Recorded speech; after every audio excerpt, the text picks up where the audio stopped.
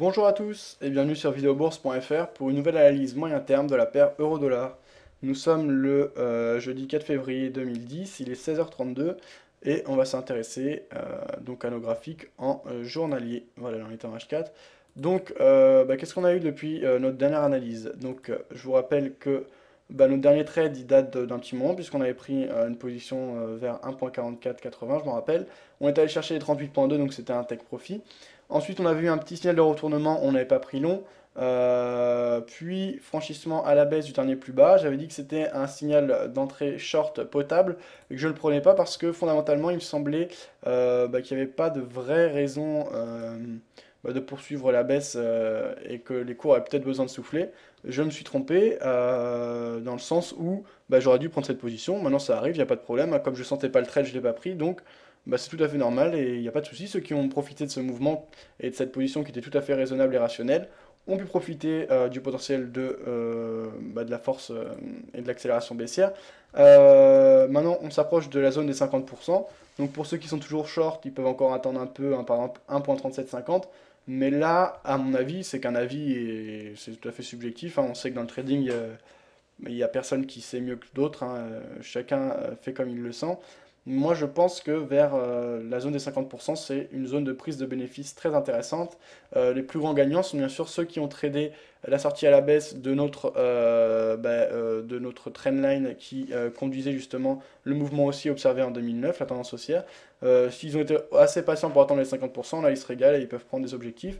Ceux qui ont fait du multi-take profit avec par exemple un premier take profit 23.6, un deuxième 38.2, un troisième 50%, ils se régalent aussi, hein. Donc toutes ces stratégies ont fait leurs preuves, ce ne sera pas toujours le cas. Là en l'occurrence, on a eu un scénario parfait, hein. Suite à la sortie à la baisse de la trendline, on a eu une belle accélération baissière.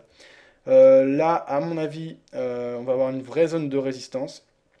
Comme j'avais dit précédemment, je ne vais pas hésiter si j'ai un signal de retournement qui s'observe, comme par exemple une belle bougie verte ou ça peut être une bougie verte ou rouge, mais avec un très long corps, un tout petit corps et une très longue ombre baissière, ce qui voudra dire qu'on est allé chercher des cours très bas sans pouvoir les valider, donc ce qui indiquera une certaine fébrilité des vendeurs. Moi, j'hésiterai pas à prendre long dès maintenant, hein. Là, on est à 1.3781, on est au-dessus de la zone des 50, mais moi, je ne crois pas, au niveau des rotations de Fibonacci, à des lignes précises, je crois plutôt à des zones de rebond potentiel, et là on est en plein dans cette zone. Et si on va un peu en dessous de la zone des 50%, je ne déduirai pas non plus forcément que la zone de rebond est terminée. J'attendrai par exemple le franchissement des 1.37. Voilà, je pense que ce sera...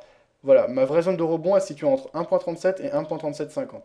Ceci dit, si on a quelque chose qui se présente vraiment intéressant juste au-dessus ou juste en dessous, je le prendrai. Par contre, si on est largement en dessous ou largement au-dessus, là j'hésiterai peut-être.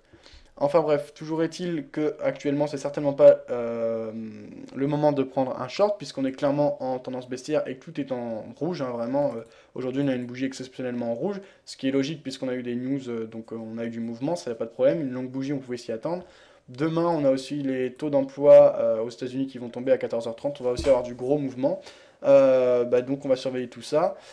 Aussi, donc là je vous dis, cette zone de résistance est très importante. Ceci dit, on sait qu'en ce moment, au niveau fondamental, il y a des choses intéressantes et importantes qui se passent, notamment des tensions entre la Chine. Comme je dis, demain, on a l'annonce des chiffres de l'emploi US. Si les chiffres sont complètement différents de ce qui est attendu, on peut avoir des grosses variations. Et à ce moment-là, si on a des annonces fondamentales fortes, en gros, les cours n'en ont plus rien à faire des zones de résistance technique, hein. De toute façon, tout est calculé à partir de l'offre et de la demande. L'analyse technique, c'est un peu une science qui se suffit à elle-même et qui, à la base, certes, les figures étaient observées à partir de l'analyse fondamentale. Maintenant, c'est plus...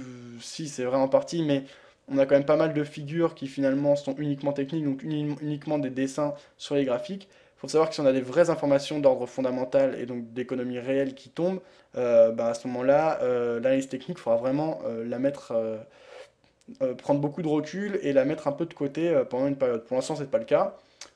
Tout est normal pour le moment, mais je fais une simple prévention, comme j'ai vu récemment aux informations, qu'on parlait pas mal de tensions entre la Chine et les États-Unis. Si on a ce type d'informations qui tombent et qu'on a des vraies variations liées à ces problèmes, je pense que l'analyse technique, il faudra quand même la mettre vraiment de côté ou prendre beaucoup de recul. Bref, pour l'instant, c'est pas le cas. Donc on surveille notre zone de support et on n'hésitera pas à prendre des signaux de retournement. Ceux qui veulent prendre short puisque tout est au rouge, je pense que c'est trop tard. N'oubliez pas que la zone des 50% est une zone de rebond majeure. Là, je pense que c'est trop tard pour prendre short. Donc voilà, bah, encore une troisième analyse où on ne prend pas de position. Continue à patienter, c'est aussi ça le trading. Et on se précipite pas, on filtre nos signaux et on ne prend pas n'importe quoi. Voilà, si vous avez des questions, des avis, si vous n'êtes pas d'accord avec ce que j'ai dit, n'hésitez pas à poster, que ce soit sur le forum, à échanger avec les autres membres sur le chat du site Vidéo Bourse. Également, en février, le 15 février, commencera le championnat de trading Vidéo Bourse à partir de compte démo, donc aucun risque pour vous. Et il y a 3000 $ à gagner, c'est un championnat qui se déroule sur 2 mois. Voilà, à bientôt!